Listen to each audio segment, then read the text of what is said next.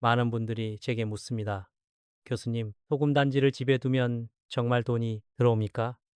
저는 이런 질문을 받을 때마다 먼저 이렇게 말합니다.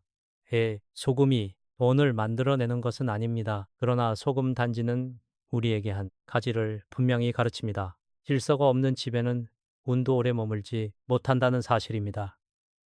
저는 평생을 학교에서 젊은이들을 가르치며 살았지만 사실 인간의 삶을 움직이는 것은 거창한 이론보다도 매일의 습관, 매일의 정돈, 매일의 마음가짐이었습니다. 돈도 마찬가지입니다. 돈은 벌기보다 흐름을 지키는 것이 먼저이고 흐름을 지키는 사람은 대부분 집과 마음을 함께 정돈합니다. 젊은 시절 저도 방 한 칸에서 시작했습니다. 그때는 책상 하나, 이불 하나만 있어도 방이 꽉 찼습니다. 그런데도 이상하게 마음이 어지러운 날이 있었습니다. 돈이 없어서가 아니라 내 삶의 기준이 흐트러졌기 때문이었습니다. 반대로 돈이 넉넉하지 않아도 집이 단정하고 공기가 맑으면 마음이 안정되었습니다. 저는 그 경험을 통해 알게 되었습니다. 인간은 결국 환경에 영향을 받습니다. 집안의 공기, 냄새, 빛, 동선, 정리 상태가 우리의 생각과 감정에 직접 연결됩니다. 그러니 소금 단지라는 것도 저는 미신처럼만 보지 않습니다. 이것은 한마디로 집안을 정화하고 스스로를 돌아보게 하는 장치가 될 수 있습니다. 다만 여기서 가장 중요한 전제가 있습니다. 제대로 두어야 합니다. 잘못 두면 오히려 마음을 불편하게 하고 생활의 리듬을 무너뜨립니다. 사람들이 소금을 특별하게 여기는 이유는 단순합니다. 소금은 바닷물에서 시작해 뜨거운 햇볕을 오래 받아야 만들어집니다. 시간이 필요하고 자연의 기운이 필요합니다. 그래서 예부터 소금은 양기가 강하다고 말해 왔습니다. 저는 이 표현을 조금 더 현실적으로 바꿔 이해합니다. 소금은 보존의 상징입니다. 음식이 상하지 않도록 지키고 부패를 늦추고 맛을 정돈합니다.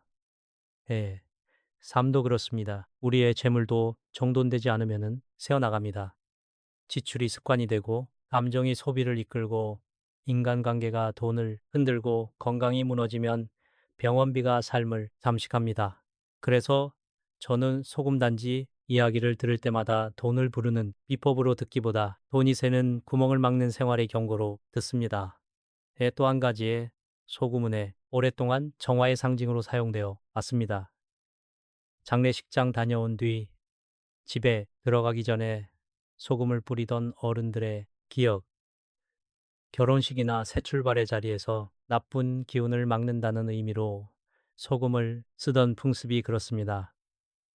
저는 이런 풍습을 무조건 비웃지 않습니다. 사람은 두려움을 이기는데 의식이 필요합니다. 의식이 마음을 다잡아주기 때문입니다. 중요한 것은 그 의식이 우리를 더 바르게 만들고 더 단정하게 만들고 더 절제하게 만들면 의미가 있다는 점입니다.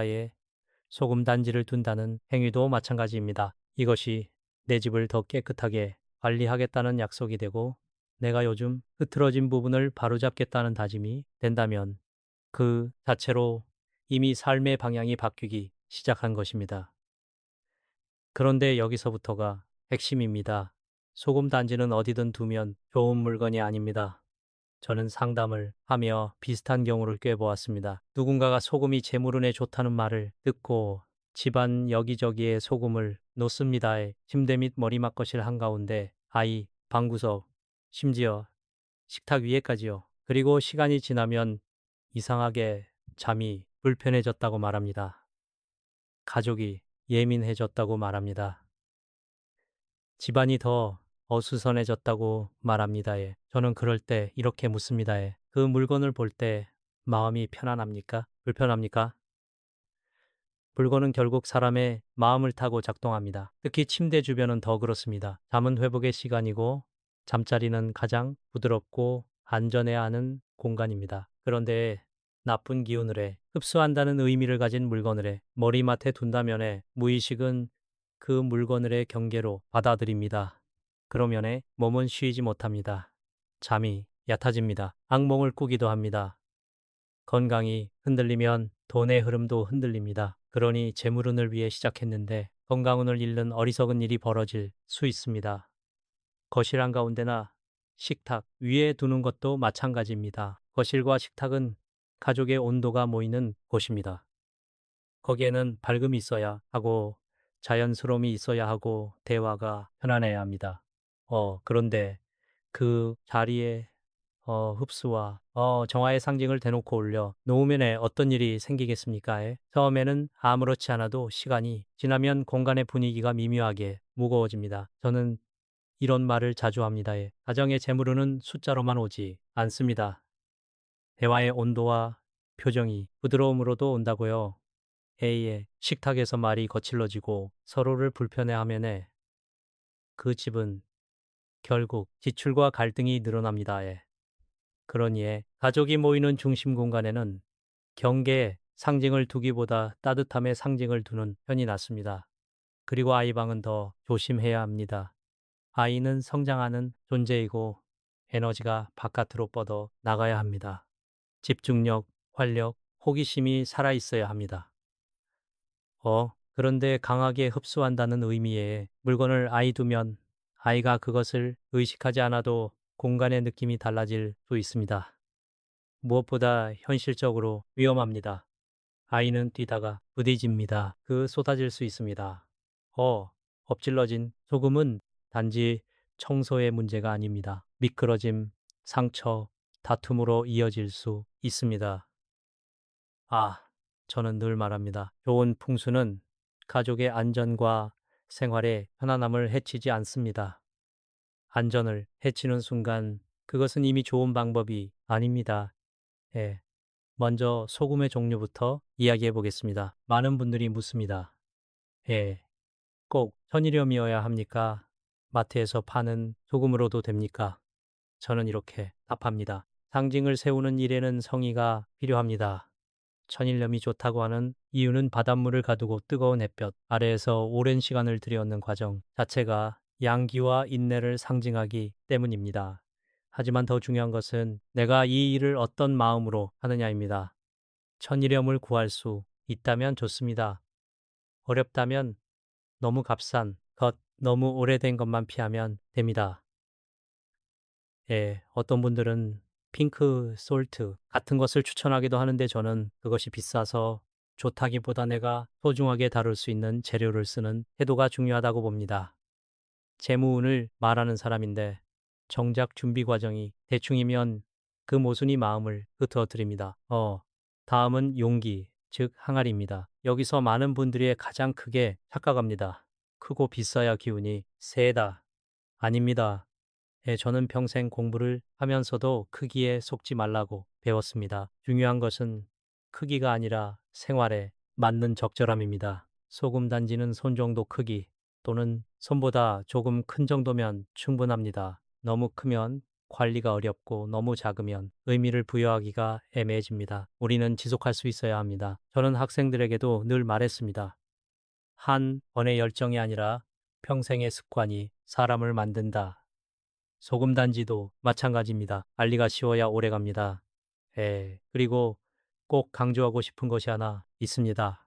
뚜껑이 있는 항아리를 쓰는 것이 좋습니다.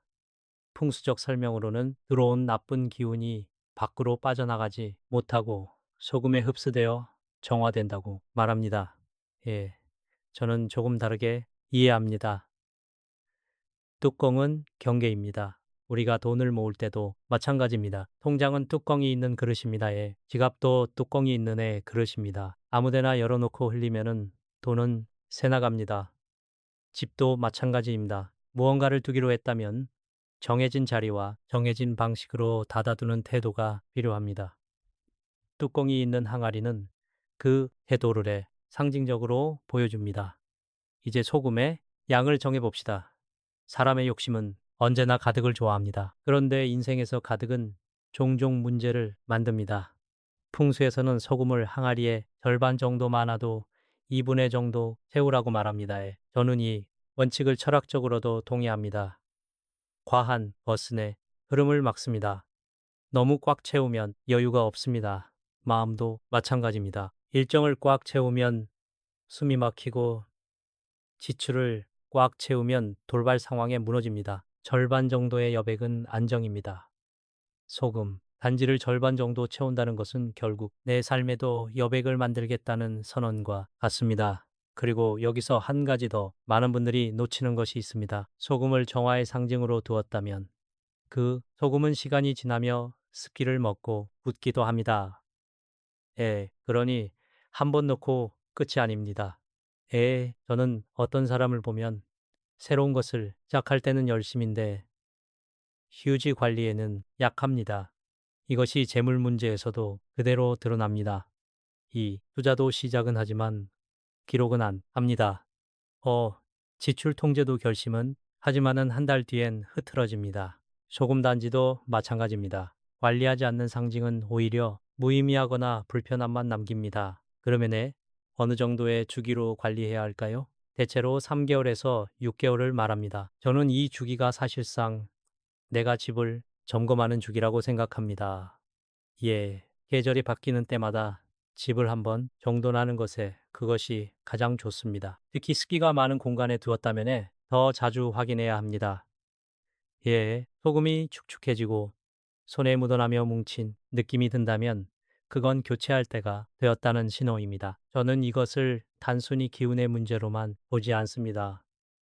습기와 곰팡이 냄새는 건강을 해치고 건강은 돈을 해칩니다. 그러니 소금의 상태를 확인하는 일은 곧 건강과 재물의 흐름을 동시에 점검하는 습관이 됩니다.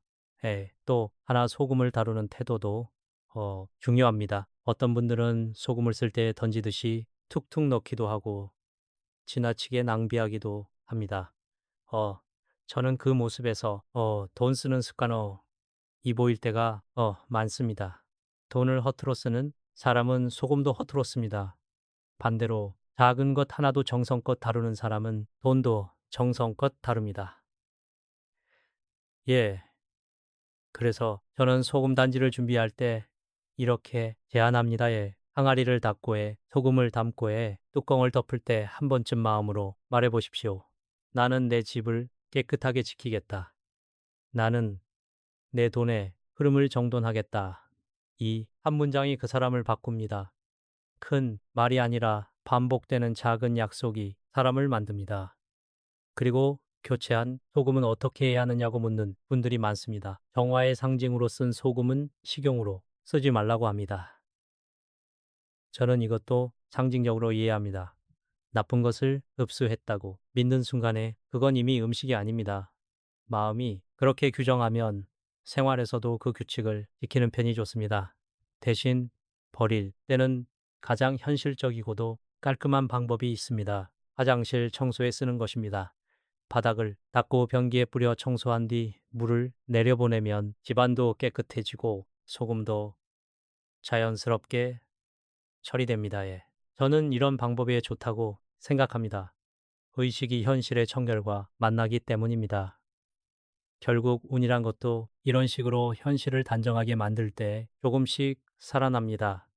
이제부터는 많은 분들이 가장 궁금해하시는 핵심으로 들어가겠습니다. 그래서 교수님, 소금 단지는 도대체 어디에 두어야 합니까? 어디에 두면 큰일 납니까? 저는 이 질문을 들으면 늘 먼저 생활의 원칙부터 꺼냅니다. 좋은 자리는 기운만으로 정해지는 것이 아니라 사람의 수명과 건강, 대화의 온도, 생활 동선, 안전을 함께 고려해 정해진다는 것입니다. 다시 말해, 집이라는 공간은 마음의 그릇이고, 마음은 결국 습관을 따라 움직입니다. 그러니, 소금 단지의 자리를 정할 때도 편안함과 지속 가능성이 기준이 되어야 합니다. 먼저, 절대 두면 안 되는 자리부터 말씀드리겠습니다. 저는 이것을 풍수적인 금기라기보다 오랜 관찰을 통해 얻은 생활의 금기라고 부르고 싶습니다. 첫째, 침대 밑이나 머리 맡입니다. 어떤 분들은 이렇게 말합니다. 잘 가, 무방비하니까 그때 나쁜 기운을 막아야 하지 않나요? 하지만 인간의 수면은 방어가 아니라 회복입니다. 수면을 방어전으로 만들면 그 순간부터 몸은 쉬지 못합니다. 침실은 가장 부드러워야 하는 공간입니다. 그런데 소금 단지에 나쁜 기운을 흡수한다는 의미를 붙여놓고 그것을 머리맡에 두면 무의식은 그 물건을 경계로 받아들입니다. 특히 나이가 들수록 잠은 예민해집니다. 한번 잠이 흐트러지면 혈압이 흔들리고 기억력이 떨어지고 감정이 거칠러지며 결국 돈의 흐름에도 영향을 줍니다. 저는 제 삶에서도 확실히 느꼈습니다. 잠이 무너지면 사람은 판단을 잃습니다. 판단을 잃으면 지출이 커지고 관계가 틀어지고 결국 삶이 흔들립니다. 그러니 침대 주변에는 정화라는 이름의 물건보다 따뜻함과 안정을 주는 것만 두는 편이 낫습니다. 둘째, 거실 탁자나 식탁 위처럼 한눈에 드러나는 중심 공간입니다. 이 부분은 단순히 보이면 안 좋다는 말로 끝낼 문제가 아닙니다. 거실과 식탁은 가족의 말이 오가는 자리입니다. 말은 기운입니다. 저는 철학을 가르치면서도 늘 말했습니다. 사람을 살리는 것은 지식이 아니라 말의 온도다. 그런데 소금 단지를 식탁 위에 올려놓으면 그 자체가 주는 이미지가 있습니다. 누군가에게는 집이 뭔가 불안한가 보다라는 신호가 됩니다. 또 누군가에게는 돈 이야기하기를 너무 의식하나 보다 라는 부담이 됩니다. 가족은 사소한 것에서 민감해집니다. 특히 노년으로 갈수록 집은 편안해야 합니다. 편안해야 돈도 편안하게 지켜집니다. 한 집의 재물 해치는 것은 큰 사건이 아니라 매일 반복되는 불편한 분위기입니다. 그러니 중심 공간에는 굳이 무언가를 수호한다는 상징을 전면에 세우지 마십시오. 중심에는 따뜻함, 대화, 안정이 있어야 합니다. 셋째, 아이방입니다. 이곳은 풍수 이전의 현실이 먼저입니다. 아이들은 에너지 덩어리입니다. 뛰고 넘어지고 부딪히고 장난칩니다. 소금 단지가 넘어져 쏟아지면 청소가 번거로운 수준이 아니라 미끄러짐과 다툼으로 이어질 수 있습니다. 또 소금은 습기를 먹습니다. 방이 지나치게 건조해질 수도 있습니다. 아이는 건조함에 더 예민합니다. 집중력이나 컨디션이 떨어졌다고 느끼면 부모는 괜히 불안해집니다. 불안은 또 지출을 부릅니다. 건강보조제, 학원 불필요한 소비가 늘어납니다. 그러니 아이방에 이런 상징을 드리는 것은 얻는 것보다 잃는 것이 많습니다. 여기까지가 절대 피할 자리입니다. 그런데 저는 한 가지를 더 덧붙이고 싶습니다. 집안에서 내가 볼 때마다 불편한 자리는 피하십시오. 풍수의 원리보다 더 강한 것이 마음의 반응입니다. 매일 보는 것이 매일 마음을 건드립니다. 그 불편함이 쌓이면 그것이야말로 가장 현실적인 나쁜 흐름이 됩니다. 자, 이제부터는 두면 도움이 되는 자리를 말씀드리겠습니다. 많은 분들이 이 부분을 듣고 바로 따라 하시는데 저는 꼭 한 가지 조건을 붙입니다. 그 자리는 관리가 가능해야 합니다. 관리가 불가능한 자리는 아무리 좋다 해도 결국 방치되고 방치는 우운을 막습니다. 첫째, 화장실입니다. 화장실은 물과 습기가 모이는 곳이고 냄새와 세균이 쌓이기 쉬운 곳입니다. 풍수에서 재물과 연결한다고 말하는 이유도 결국 여기에 있습니다. 집안의 누수가 가장 먼저 일어나는 곳이 화장실이기 때문입니다. 물기가 남아 곰팡이가 피고 배수구가 막히고 청결이 무너지면 건강이 흔들립니다. 건강이 흔들리면 돈이 새어나갑니다. 그래서 저는 돈이 막히면 화장실부터 보라는 말이 꽤 현실적이라고 생각합니다. 화장실에 소금 단지를 둔다는 것은 단지 기운을 정화하는 의미뿐 아니라 이 집은 화장실을 소홀히하지 않겠다는 선언이 됩니다. 단, 화장실은 습함으로 소금이 쉽게 변질됩니다. 더 자주 확인해야 합니다. 축축해졌다면 바로 교체하십시오. 관리가 핵심입니다. 둘째, 주방입니다. 주방은 애의 생명을 만드는 곳입니다. 음식이 만들어지고 가족이 살아가는 힘이 여기서 나옵니다. 또 주방은 물과 불이 함께 있는 공간입니다. 물이 고이면 썩고 불이 과하면 거칠러집니다. 삶도 그렇습니다. 지출이 고이면 막히고 감정이 과하면 다툼이 됩니다. 주방을 잘 관리하는 집은 대체로 생활의 리듬이 안정돼 있습니다. 싱크대가 막히면 재정이 막힌다는 말도 저는 상징이 아니라 습관의 언어로 이해합니다. 싱크대가 막히는 집은 대리와 점검을 미루는 집입니다. 예. 미루는 습관은 돈에서도 똑같이 나타납니다. 세금 신고 카드, 대금 보험 저축어 미루다가 손해를 봅니다. 예, 주방에 소금 단지를 둔다면 보이는 곳보다는 찬장 안이나 서랍 안처럼 안전하고 깔끔한 곳이 좋습니다. 생활의 편안함을 해치지 않으면서도 정돈의 의미를 유지할 수 있기 때문입니다. 셋째, 현관입니다. 저는 개인적으로 이 자리를 가장 현실적으로 봅니다. 현관은 외부와 내부가 만나는 경계입니다. 사람도 하루를 살면서의 바깥에서의 수많은 피로와 감정을 묻혀옵니다. 신발에는 먼지뿐 아니라 하루의 기운이 붙어 있습니다. 현관이 지저분하면 집안 전체가 지저분해집니다. 현관이 밝고 정돈되어 있으면 집의 첫 인상이 정돈됩니다. 저는 어떤 사람의 삶의 태도를 볼 때 현관을 보면 알 수 있다고 생각합니다. 관에 소금 단지를 둔다면 구석에 두어 동선을 방해하지 않게 하거나 신발장 안에 두는 것도 괜찮습니다. 신발장 안에 두면 신발에 묻은 바깥에 탁함을 상징적으로 정화하는 효과를 기대할 수 있습니다. 하지만 다시 말합니다. 관에 둔다면 가장 먼저 해야 할 일은 조명을 밝게 하고 신발을 정리하고 먼지를 줄이는 것입니다. 소금 단지가 아니라 정리된 현관이 운을 바꿉니다. 우리는 종종 시작에는 강합니다. 결심을 하고 물건을 준비하고 한번 해보는 것까지는 잘합니다. 그런데 삶을 바꾸는 것은 시작이 아니라 유지입니다. 저는 평생 교육자로 살며 수많은 사람을 보았습니다. 공부든 건강이든 인간관계든 재정이든 결국 남는 사람은 특별한 재능이 아니라 꾸준한 점검을 가진 사람이었습니다. 소금 단지도 마찬가지입니다. 소금 단지를 둔다고 해서 어느 날 갑자기 돈이 쏟아지지 않습니다. 그러나 소금 단지를 제대로 관리하는 습관은 내 집을 더 깨끗하게 만들고 내 마음을 더 단정하게 만들고 결국 재물의 누수를 줄이는 방향으로 사람을 이끕니다. 먼저 소금 단지를 관리한다는 것은 무엇입니까? 단순히 소금을 갈아 끼운다가 아닙니다. 관리란 곧 집의 흐름을 주기적으로 확인하는 행위입니다. 우리는 자동차도 정기 점검을 합니다. 엔진 오일을 갈고 타이어를 확인합니다. 그런데 이상하게도 삶은 점검하지 않습니다.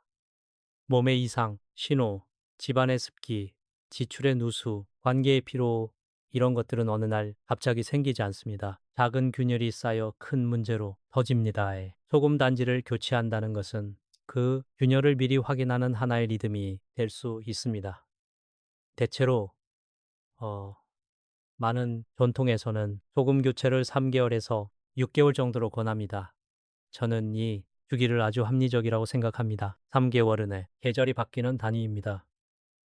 공기의 습도, 햇빛의 길이, 사람의 생활, 패턴이 달라집니다. 집도 그에 따라 상태가 변합니다. 그러니 교체 주기는 단지 소금 때문이 아니라 집 전체를 계절마다 한 번씩 정돈하라는 권유로 이해하면 좋습니다. 특히 현관이나 화장실처럼 사람의 동선이 많고 습기가 많은 곳은 더 자주 확인하는 것이 좋습니다. 저는 현관과 화장실은 3개월이라는 말이 의미가 있다고 봅니다. 그것이 바로 집의 입구와 누수이기 때문입니다. 그런데 주기보다 더 중요한 것이 있습니다. 바로 상태입니다. 교체 시기를 달력에만 맡기지 마십시오.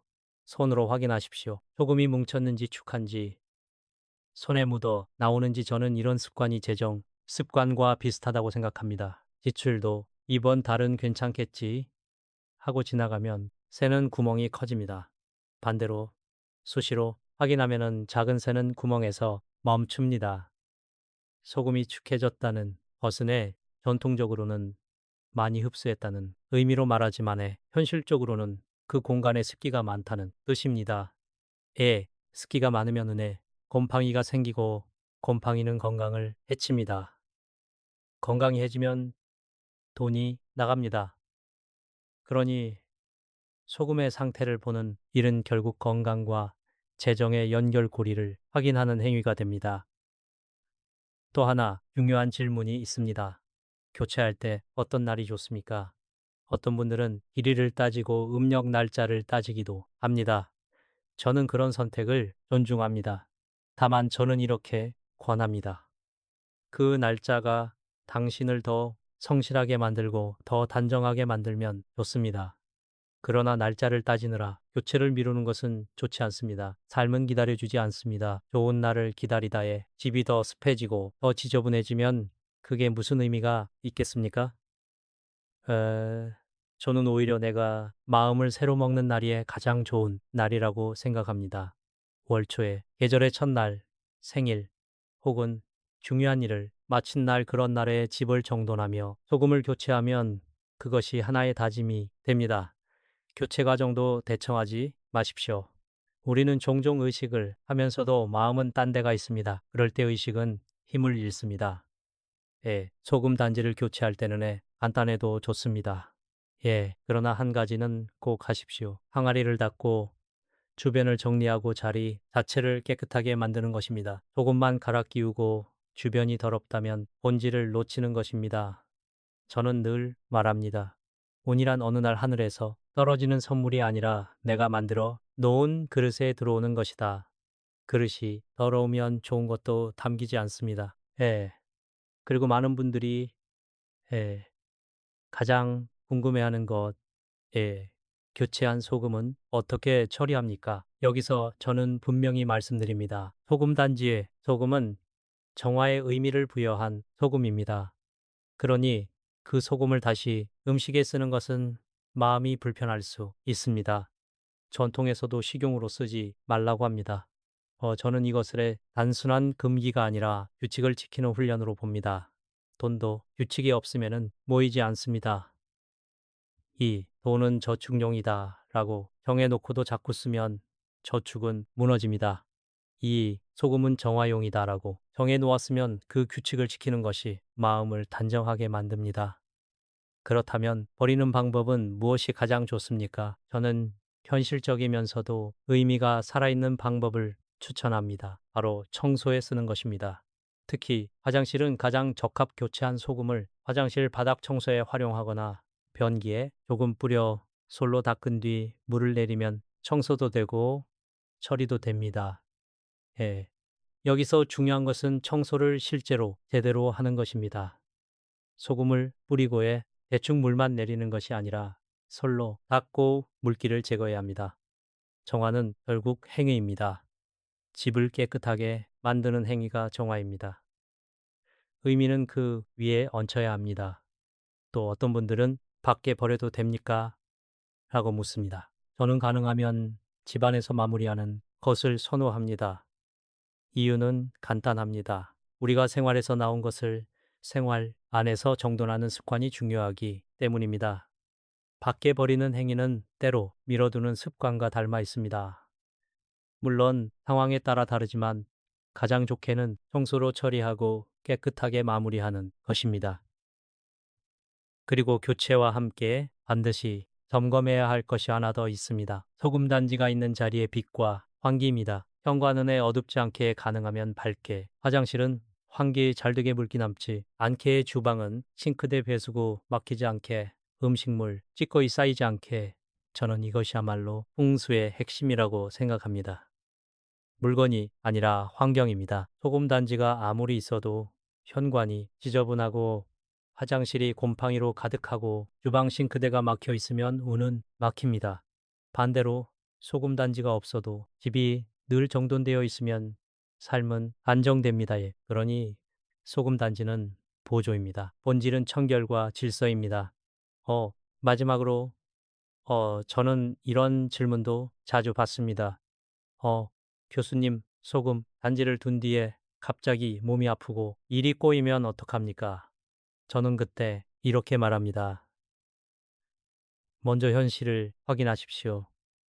예, 잠은 괜찮은지, 집이 습한지, 스트레스가 과한지, 지출이 늘었는지, 그리고 소금의 상태도 확인하십시오. 소금이 축하고 뭉쳤다면 교체하십시오. 예, 그 과정에서 집을 한번 전체적으로 정돈하십시오. 중요한 것은 무서워하는 마음이 아니라 점검하는 태도입니다. 무서워하면 더 불안해지고 불안하면 판단이 흐려집니다. 판단이 흐려지면 돈은 더 새어나갑니다. 그러니 두려움이 아니라 점검이 답입니다. 예. 사람들은 흔히 돈은 숫자라고 말합니다. 물론 맞습니다. 그러나 제가 평생 살아오며 확신하게 된 것은 돈은 숫자이기 이전의 분위기라는 사실입니다. 분위기가 흐트러지면은 숫자도 흐트러집니다. 예, 집안 분위기가 거칠러지면은 지출이 늘고의 관계가 무너지고 건강이 흔들리고 결국 재정도 흔들립니다. 그래서 소금단지 이야기를 하면서도 저는 자꾸 배치보다 생활로 돌아오게 됩니다. 먼저 많은 분들이 소금단지를 집에 드릴 때 이런 심리를 갖습니다. 이제부터 우리 집도 뭔가 좋아질 거야. 저는 그 기대 자체는 긍정적으로 봅니다. 옛 사람은 희망이 있어야 움직입니다. 하지만 문제는 그 기대가 종종 외부의 힘에 의존한다는 점입니다. 물건 하나 두었으니 이제 운이 바뀌겠지. 내가 크게 노력하지 않아도 되겠지. 에. 저는 그 순간부터 이미 흐름이 막힌다고 생각합니다. 운은 대신 살아주지 않습니다. 운은 내가 만든 생활의 그릇에 들어올 뿐입니다. 그러니 소금 단지를 둔다면 그 물건이 내게 매일 묻게 만들어야 합니다. 오늘 집은 정돈되어 있는가? 오늘 나는 절제하고 있는가? 오늘 우리 가족의 말은 부드러운가? 이 질문이 삶을 바꾸고 삶이 바뀌면 재물도 안정됩니다.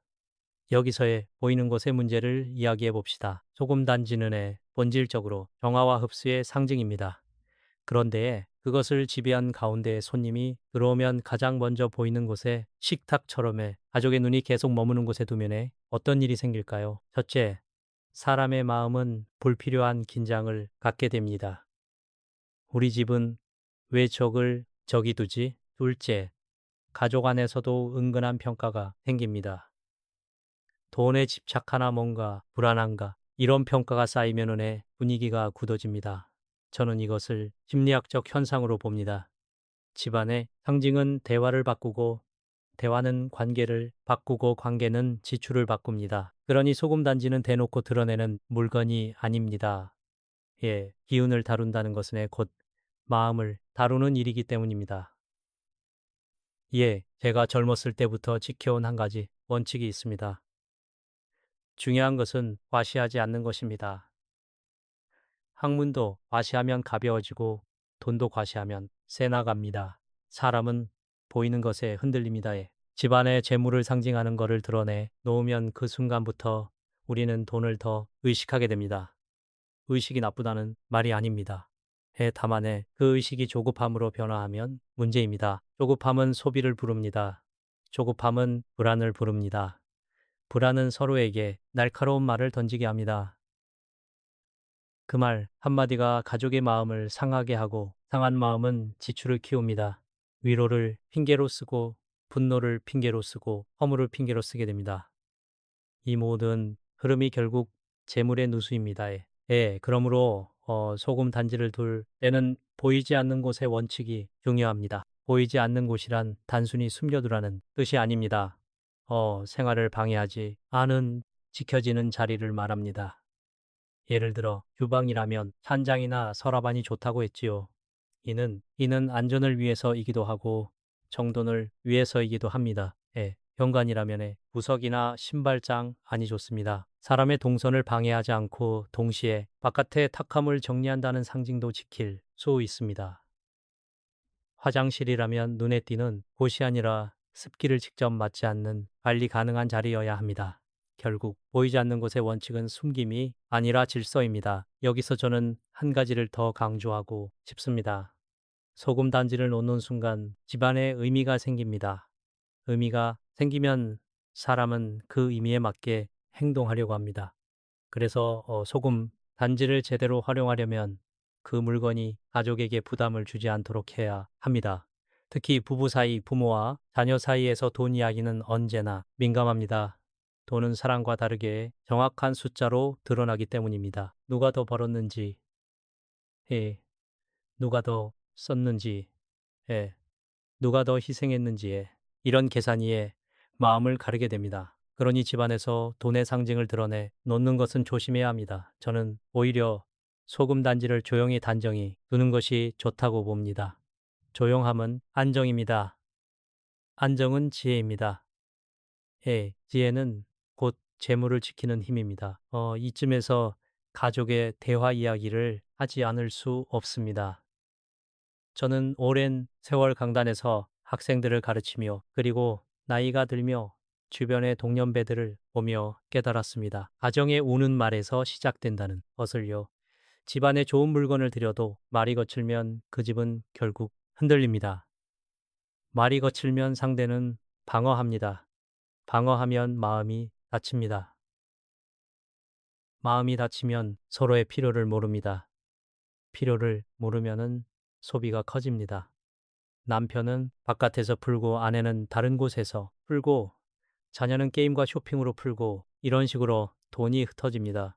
재정은 결국 한 방향으로 모이는 힘인데 관계가 흩어지면 돈도 흩어집니다. 그래서 저는 소금단지의 진짜 효과를 이렇게 정의하고 싶습니다. 조금 단지는 나쁜 기운을 흡수한다는 상징이지만 현실에서는 집안에 거친 말을 흡수하고 정돈된 말로 바꾸는 계기가 되어야 합니다. 예를 들어 소금 단지를 교체하는 날 가족과 이렇게 이야기해 보십시오. 이번 달은 우리 집이 조금 어지러웠지. 다음 계절에는 조금 더 깔끔하게 살아보자. 요즘 말이 거칠었으면 미안하다. 우리 서로 건강부터 챙기자. 이런 말이 오갈 때 집은 다시 안정됩니다. 안정된 집은 낭비가 줄고 과소비가 줄고 재정 계획이 세워집니다. 저는 이것을 수없이 보았습니다. 돈을 잘 모으는 집은 투자보다 대화가 먼저 안정되어 있습니다. 물론 어떤 분들은 이렇게 말할 것입니다. 교수님, 말만 부드럽게 한다고 돈이 모입니까? 저는 웃으며 답합니다. 말이 부드러우면 불필요한 싸움이 줄고, 싸움이 줄면 불필요한 보복 소비가 줄고, 보복 소비가 줄면 돈이 남습니다. 아주 현실적인 논리입니다. 그리고 말이 부드러우면 관계가 안정되어 서로의 목표를 공유하게 됩니다. 목표를 공유하면 지출이 공동의 방향으로 모입니다. 돈이 모이는 기분에 항상 방향이 있습니다. 저는 늘 말합니다. 운을 바꾸는 비법을 찾기 전에 먼저 새는 구멍을 막아라고요. 많은 분들이 재물운이라는 말을 들으면 무언가를 더 얻고 더 끌어오고 더 크게 만들어 떠올립니다. 하지만 현실에서 돈이 모이지 않는 가장 큰 이유는 적게 벌어서가 아니라 조금씩 세기 때문입니다. 그리고 그 새는 구멍은 대개 집안의 새 공간에서 시작됩니다. 주방 화장실이 세 곳은 풍수적으로도 많이 언급되지만은 저는 풍수 이전의 생활의 논리로 이것을 강조합니다. 사람이 하루를 살며 드나들고 먹고 배출하는 흐름이 모두 이 세 공간에 모이기 때문입니다. 흐름이 막히면 마음도 막히고 돈도 막힙니다. 먼저 현관입니다. 현관은 집의 얼굴입니다. 제가 어느 집을 방문할 때 가장 먼저 보는 것도 현관입니다. 이 현관이 어수선하면 그 집의 생활 리듬이 어수선할 확률이 높습니다. 신발이 흩어져 있고 택배 박스가 쌓여 있고 먼지가 굴러다니고 조명이 어둡고 이런 집은 대개 일정도 흐트러져 있고 지출도 흐트러져 있습니다. 왜냐하면 현관은 정리의 시작점이기 때문입니다. 집에 들어오는 순간부터 정리하지 못하면 그날 하루는 정리되지 않습니다. 이 현관의 기본 원칙은 세 가지입니다. 밝게, 비우게, 매일 1분. 첫째, 밝게 하십시오. 저는 조명이 운을 바꾼다고 말하지 않습니다. 그러나 밝은 현관은 마음을 맑게 합니다. 마음이 맑아지면 판단이 맑아집니다. 판단이 맑아지면 충동, 소비가 줄어듭니다. 이게 재물입니다. 둘째, 비우십시오. 현관에 물건을 쌓아두는 순간 삶에도 미뤄둔 일이 쌓입니다. 청구서 연락, 건강검진, 정리해야 할 관계, 현관의 적체는 삶의 적체와 닮아 있습니다. 셋째, 매일 1분만 정리하십시오. 저는 이 1분이 인생을 바꾼다고 믿습니다. 신발을 가지런히 바닥에 먼지 한번 문 손잡이 닿기 작은 행동은 내가 내 삶을 관리한다는 신호를 내줍니다. 소금 단지를 현관에 둔다면 어디가 좋겠습니까? 동선을 방해하지 않는 구석이나 신발장. 아니, 좋습니다. 신발장 안에 두면 신발에 묻어 들어오는 바깥의 탁함을 상징적으로 정리하는 의미도 같습니다. 하지만 저는 다시 강조합니다. 소금 단지보다 중요한 것은 신발장 자체의 정리입니다. 신발장에 오래된 신발이 가득하면 그 집은 과거를 버리지 못한 집입니다. 예, 과거를 버리지 못하면은 돈도 과거에 묶입니다.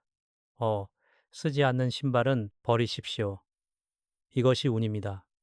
다음은 주방입니다. 주방은 생명과 건강의 자리입니다. 돈을 모으는 가장 확실한 방법이 무엇인지 아십니까? 큰 수익을 꿈꾸는 것이 아니라 큰 병을 막는 것입니다. 주방이 깨끗하면은 식습관이 안정되고 식습관이 안정되면은 건강이 안정됩니다. 건강이 안정되면은 의료비와 스트레스 지출이 줄어듭니다. 이것이 가장 강력한 재정 방어입니다. 주방의 핵심 원칙은 네 가지입니다. 싱크대 배수구, 불필요한 그릇 남은 음식 첫째, 싱크대에 물을 고이지 않게 하십시오. 물이 고이면 냄새가 나고 냄새가 나면 마음이 지칩니다. 지친 마음은 결국 편의점 소비, 배달, 소비로 풀리기 쉽습니다. 둘째, 배수구는 막히기 전에 관리하십시오. 막힌 배수구를 보면 사람은 무의식적으로 막혔다는 이미지를 반복해서 받아들입니다. 삶의 다른 문제도 막힌 느낌으로 느껴집니다. 그러면 해결이 아니라 회피를 선택합니다. 회피는 돈을 씁니다. 셋째, 불필요한 그릇을 줄이십시오. 그릇이 많으면 설거지가 늦어지고 설거지가 늦어지면 생활이 늦어집니다. 생활이 늦어지면 계획이 무너집니다. 계획이 무너지면 카드가 늘어납니다. 넷째, 남은 음식은 언젠가 먹지라는 말과 함께 냉장고에 쌓이지 않게 하십시오. 냉장고 속의 방치는 결국 버리는 돈입니다. 저는 이것을 정말 많이 봤습니다. 냉장고를 정리하는 순간 한 달씩 비가 줄어듭니다. 소금 단지를 주방에 둔다면 보이는 곳이 아니라 찬장이나 서랍처럼 안전하고 조용한 곳이 좋습니다. 주방은 칼과 불과 물이 있는 곳입니다. 안전이 우선입니다. 그리고 주방은 가족의 생계를 책임지는 공간이니 부담을 주지 않는 방식이 좋습니다. 단 주방에 둔다고 해서 주방이 저절로 깨끗해지지 않습니다. 소금, 단지는 내가 주방을 관리하겠다는 약속을 상기시키는 역할을 해야 합니다. 마지막은 화장실입니다. 화장실은 많은 분들이 꺼리는 공간이지만은 저는 화장실을 보면 그 집의 생활 수준을 알 수 있다고 생각합니다. 화장실은 집에서 가장 관리가 귀찮은 곳입니다. 예, 귀찮은 곳을 관리하는 사람이 인생도 관리합니다. 화장실의 핵심은 두 가지입니다. 물기 제거와 환기. 첫째, 사용 후 물기를 남기지 마십시오. 물기가 남으면 곰팡이가 생기고 곰팡이는 건강을 해칩니다. 건강이 해지면 돈이 나갑니다. 아주 단순한 논리입니다. 둘째, 환기를 습관으로 만드십시오. 냄새는 결국 마음을 무겁게 합니다. 마음이 무거우면 사람은 쉽게 짜증을 내고 짜증은 관계를 흔들고 관계가 흔들리면 지출이 늘어납니다. 이렇게 모든 것이 연결됩니다. 소금 단지를 화장실에 두는 것은 정화의 상징으로 이해할 수 있습니다. 다만 화장실은 습함으로 소금이 쉽게 축해지고 변질됩니다. 그러니 화장실에 둔 소금은 더 자주 확인해야 합니다. 3개월 주기가 기본이지만 집의 습도에 따라 빨리 교체해야 할 때도 있습니다. 소금이 축축해지면 바로 교체하십시오. 이것은 기운 이전의 위생입니다. 이제 제가 여러분께 드리고 싶은 실전 체크리스트를 간단히 정리해 드리겠습니다. 소금 단지가 있든 없든 이것만 지키면 재물의 누수는 확실히 줄어듭니다. 정관 신발 5혈레 이상 바깥에 두지 않기, 조명 밝게 받아 1분기 주방 싱크대 물기, 바로 닦기 배수구 주일에 점검 냉장고, 주일에 정리 화장실, 물기 제거 환기 습관 곰팡이 보이면 즉시 처리공통 통 미루지 않기를 공간으로 연습하기 작은 정리가 큰 재정을 지킨다. 저는 이 체크리스트가 어떤 투자 강의보다 현실적이라고 믿습니다. 돈은 결국 흐름이고 흐름은 생활에서 시작됩니다. 집안의 흐름이 정돈되면은 마음의 흐름도 정돈됩니다. 마음이 정돈되면 말이 부드러워지고 말이 부드러워지면 관계가 안정됩니다. 관계가 안정되면 불필요한 소비가 줄어듭니다. 이것이 재물운의 가장 확실한 일입니다.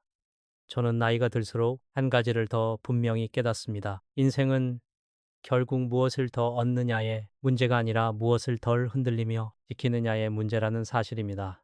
젊을 때는 목표가 바깥에 있습니다. 더 큰 덩치, 더 많은 돈, 더 넓은 관계, 더 빠른 속도. 그런데 중년을 지나 노년으로 갈수록 목표는 안으로 들어옵니다. 건강을 지키고 마음을 지키고 관계의 온도를 지키고 생활의 질서를 지키는 것.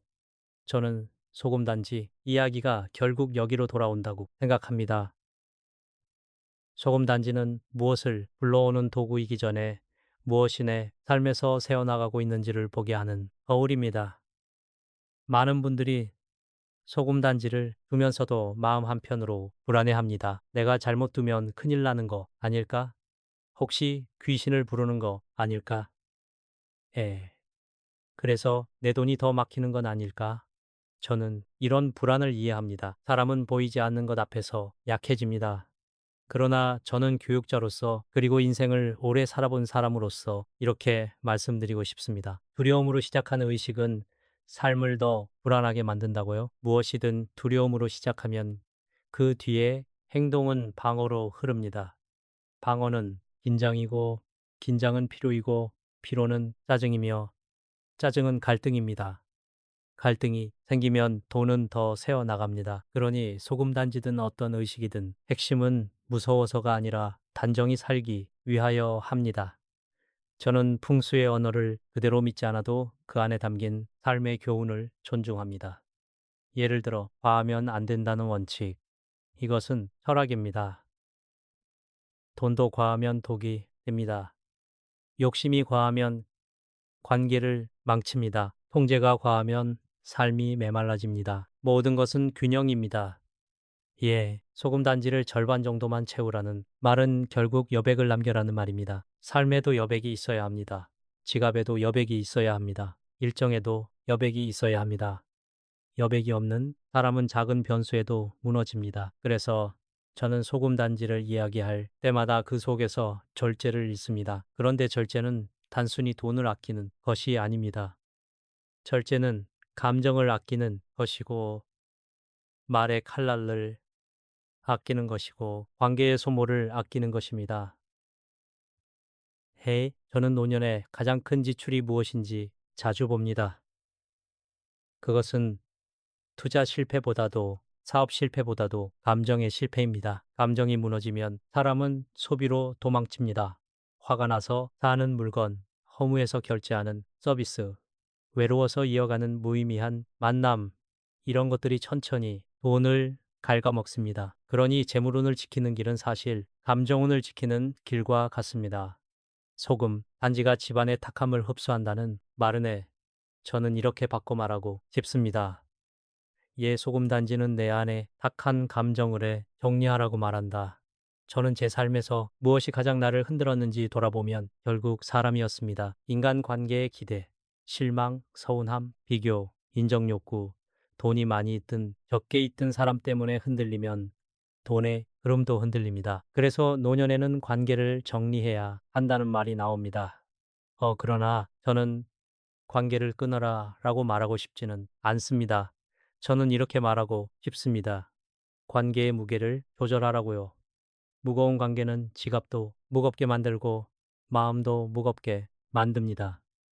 반대로 가볍고 단정한 관계는 삶을 편안하게 만들고 그 편안함이 돈을 지킵니다.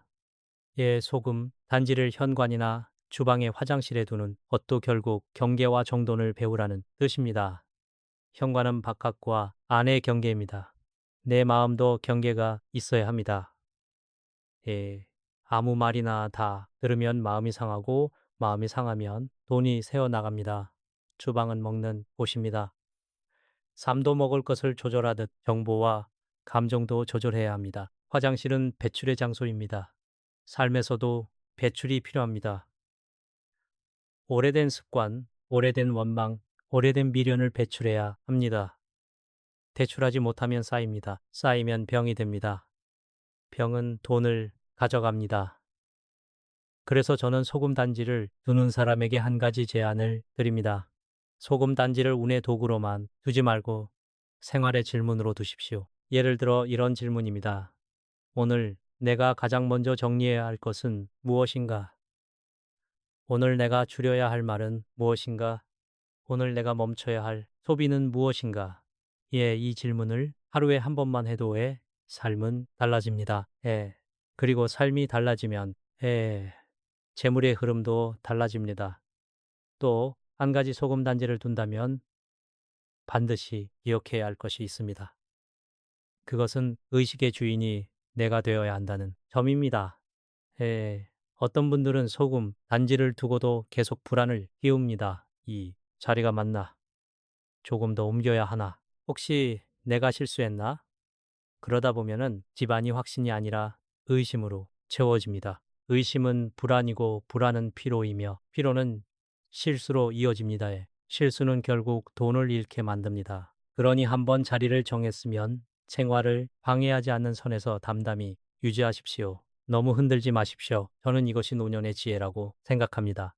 크게 움직이지 말고 작은 것을 꾸준히 지켜라. 이것이 삶을 편안하게 만들고 편안함이 재물을 지킵니다. 마지막으로 저는 이런 말을 드리고 싶습니다. 소금 단지를 둔다고 해서 가족이 자동으로 화목해지지 않습니다. 그러나 소금 단지가 우리에게 집을 깨끗하게 하라고 말해준다면 우리는 그 말에 따라 행동할 수 있습니다. 집을 깨끗하게 하면 말이 부드러워지고 말이 부드러워지면 마음이 안정되고 마음이 안정되면 소비가 줄어듭니다. 이것이 재물론입니다. 어느 날 갑자기 돈이 들어오는 것이 아니라 어느 날부터 돈이 덜기 시작하는 것입니다. 우리는 여기까지 소금 단지라는 작은 소재를 통해 집의 자리, 관리의 습관, 말의 온도, 그리고 삶의 태도까지 함께 이야기해 왔습니다. 저는 이 모든 이야기가 결국 한 곳으로 모인다고 생각합니다. 노년의 재물은 끌어오는 힘이 아니라 지키는 힘에서 나온다는 사실입니다. 젊을 때는 벌어야 합니다. 도전해야 합니다. 필수도 하며 배웁니다. 그러나 나이가 들수록 더 중요한 것은 무너지지 않는 구조입니다. 큰 돈을 벌기보다 큰 돈이 새지 않게 하는 구조. 화려한 관계보다 마음을 지켜주는 관계. 복잡한 계획보다 실행 가능한 작은 규칙. 저는 이것이 노년의 지혜라고 믿습니다. 소금 단지는 그 자체로 정답이 아닙니다. 다만 소금 단지는 우리에게 정답에 가까운 질문을 던집니다. 당신의 집은 정돈되어 있는가? 당신의 생활은 관리되고 있는가? 당신의 말은 부드러운가에? 당신의 마음은 절제하고 있는가에? 결국 재물운이라는 것도 이런 질문에 예라고 대답할 수 있는 사람이 누리는 결과일 때가 많습니다.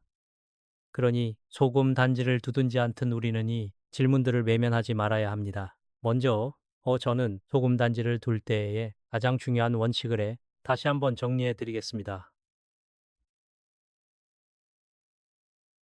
수면을 해치지 말 것, 가족의 중심을 무겁게 만들지 말 것, 안전을 우선할 것, 관리 가능한 곳에 둘 것, 이것이 핵심이었습니다. 침대 주변은 피하십시오. 식탁과 거실 중심은 피하십시오. 아이은 피하십시오.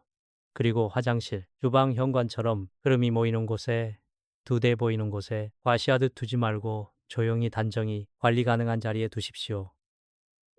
이런 정리는 풍수의 언어가 아니라 생활의 언어입니다. 다음으로 교체와 처리의 원칙도 중요합니다. 3.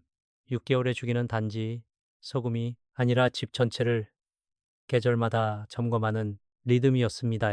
소금이 축해지고에 뭉치면에 바꾸십시오. 그때 중요한 것은 소금을 바꾸는 행위 자체보다 그 과정에서 집을 닦고 환기하고 물기를 제거하며 생활의 기본을 다시 세우는 것입니다. 교체한 소금은 식용으로 쓰지 말고 청소에 활용해 마무리하십시오. 이렇게 의식이 청결과 만나면은 의미가 현실이 됩니다. 현실이 바뀌면은 운도 바뀝니다. 그러나 저는 여기서 한 걸음 더 나아가고 싶습니다. 소금 단지 이야기로에 끝나면에 아쉽습니다. 우리가 정말로에 가져가야 할 것은 물건이 아니라 원칙입니다. 예, 이것은 소금 단지가 있든 없든 반드시 지켜야 할 원칙입니다. 첫째, 작은 누를 막아라에 재물은 큰 사건 하나로 무너지는 경우도 있지만 대부분은 작은 누수가 쌓여 무너집니다. 매달 반복되는 구독 결제, 습관처럼 나가는 배달비, 필요 없는 보험, 정리되지 않은 카드 사용, 감정에 휘둘린 쇼핑. 저는 이런 누수가 노년을 가장 힘들게 만든다는 것을 많이 봤습니다. 소금, 단지를 관리한다는 습관은 사실 이런 누수를 점검하는 훈련이었습니다. 내가 어디에서 세고 있는가? 이 질문을 매달 한 번만 해도 인생은 달라집니다. 둘째, 건강을 재정의 중심에 두어라. 노년의 재정은 투자보다 건강에 더 크게 흔들립니다. 저는 많은 분들이 돈을 벌 방법만 고민하다가 정작 돈이 나가는 가장 큰 구멍인 건강을 놓치는 것을 봤습니다. 주방을 정돈하고 화장실을 청결히 유지하고 수면을 지키는 것이 모든 것이 결국 건강을 지키는 길이었습니다.